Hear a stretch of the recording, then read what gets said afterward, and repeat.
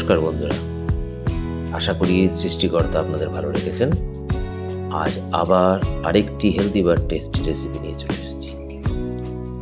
আজকাল সবাই স্বাস্থ্যকর খাবার খোঁজেন বা বানানোর চেষ্টা করেন, কিন্তু সবাই তার সঠিক পথ খুঁজে পান না।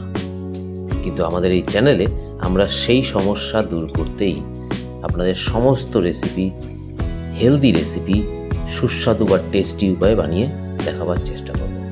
আজ আমরা বানাতে চলেছি খেজুরের হেলদি চকলেট, এবং যেটা খুব টেস্টিও হবে।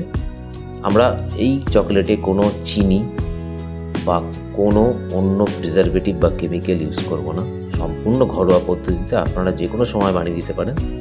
এই চকলেট বানিয়ে খেতে পারবেন বাড়িতেই, যখন খুশি, একদম অল্প সময়ে। চলুন তাহলে বানিয়ে ফেলি একটি স্বাস্থ্যকর, হেলদি এবং টেস্টি খেজুরের চকলেট বানাতে আমি নিয়েছি 50 গ্রাম আনসুইটেন্ড কোকোয়া পাউডার, 15টি খেজুর আর 2 চামচ দেশি ঘি। আমি বিনোনা ঘি নিয়েছি, আপনারা নিতে পারেন, অনলাইনে পেয়ে যাবেন। খেজুরগুলিকে আমি হাফ কাপ গরম জলে 1 ঘন্টা মতো ভিজিয়ে রেখে তারপরে সেই জল ফেলে দিয়ে এবং বীজগুলোকে সব বার করে নিয়ে মিক্সিতে ভালো করে পেস্ট করে নেব।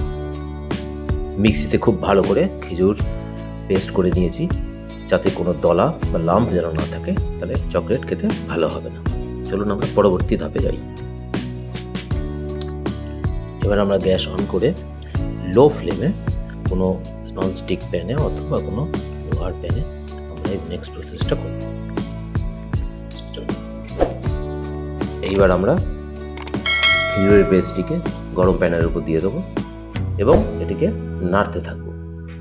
কিছুক্ষণ সময় লাগবে, 10 মিনিট বা 15 মিনিট লাগতে পারে। আপনি যদি হাই ফ্লেমে করেন তাহলে একটু কম লাগবে, তো আমি বলবো যে আপনি লো ফ্লেমে করুন, সেটাই ভালো। এবার এরভাবে আমরা নাড়তে থাকবো। এবার এটা হতে থাকবে। এই চকলেটকে খেজুর দিয়ে বানানোর উদ্দেশ্য এইটাই যে আমরা কোনো আর্টিফিশিয়াল সুইটনার বা চিনি ইউজ করব না, যাতে এটা হেলদি হয়। কেন চিনিতে সবাই জানি কেমিক্যাল থাকে, এবং খেজুরে প্রচুর পরিমাণে বিভিন্ন মাইক্রোনিউট্রিয়েন্টস থাকে এবং ফাইবার থাকে, ফলে খেজুরের গ্লাইসেমিক ইন্ডেক্সও কম। আমাদের সমস্ত মিষ্টি জাতীয় খাবার সময় এটা মাথায় রাখতে হবে যে তার গ্লাইসেমিক ইন্ডেক্স যাতে কম হয়, তাতে সমস্ত রোগের থেকে আমরা দূরে থাকবো।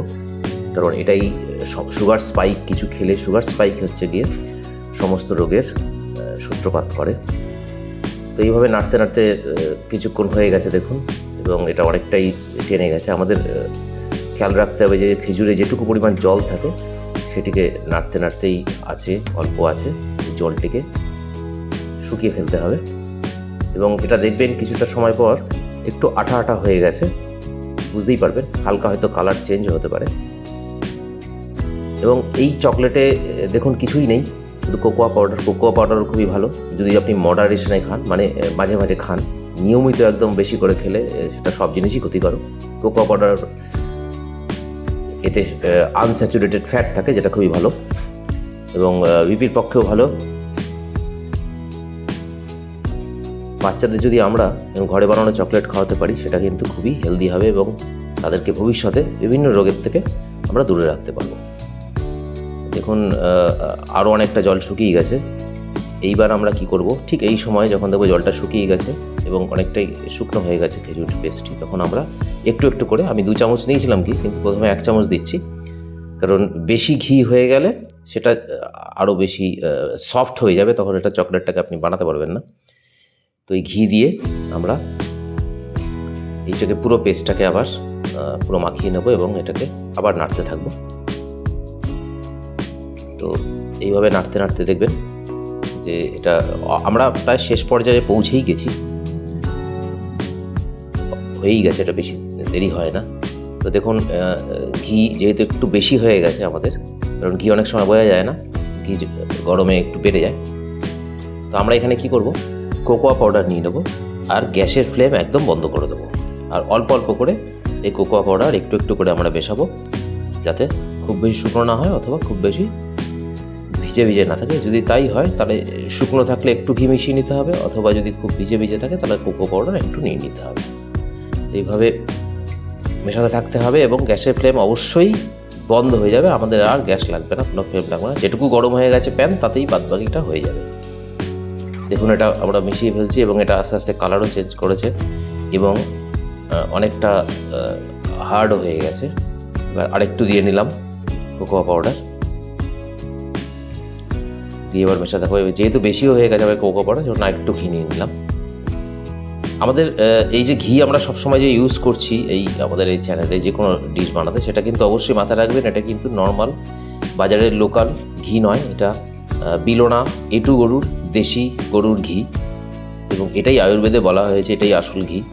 আপনারা অনলাইনে বিলোনা ঘি পেয়ে যাবেন, বিভিন্ন ভালো ব্র্যান্ড আছে।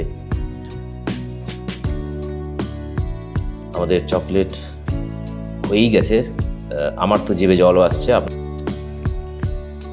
আপনাদেরও হয়তো জিভে জল আসছে। এবার হয়ে গেছে, আমরা একদম শেষ প্রান্তে। এরকমভাবে যে চকলেট বানানো যায় অনেকে হয়তো জানেন না, কিন্তু দেখুন কি সহজ পদ্ধতিতে, কোনো বাজে জিনিস ছাড়াই আমরা ঘরেই অলমোস্ট হেলদি একটি চকলেট বানিয়ে প্রায়শই খেতে পারি, যখন ইচ্ছা খেতে পারি এমন কিছু, এবং এতে খরচাও কম পড়বে এবং আপনি নিশ্চিন্ত থাকতে পারেন যে আপনার অন্যান্য কোনো ক্ষতি হওয়ার একেবারেই প্রায় চান্স নেই। এবার আমরা কড়াইতে থেকে প্যান থেকে নামিয়ে নেব, যে কোনো একটি পাত্রে নামিয়ে নিয়ে আমরা একটু 1-2 মিনিট, তাও লাগবে না হয়তো, আপনি যে সহ্য করতে পারেন, এটাকে আমরা সঙ্গে সঙ্গে নাড়ু যেরকম করে বানাই সেইভাবে আমরা হাতে পাকিয়ে গোল গোল করে বলস বানিয়ে নেব। কারণ এইটি একটু সফট হয়েছে বা হবে। চকলেট বল রেডি, সুস্বাদু চকলেট বল, যা আপনি অনেক দিন ফ্রিজে রেখে খেতে পারবেন। আশা করি ভিডিওটি আপনাদের খুব ভালো লেগেছে এবং কাজে লাগবে। আর যদি ভালো লেগে থাকে তাহলে ভিডিওটি সাবস্ক্রাইব করবেন, লাইক করবেন এবং অন্যদেরকে শেয়ার করবেন, যাতে সবাই এই সুন্দর রেসিপিটি বাড়িতে করে খেতে পারে।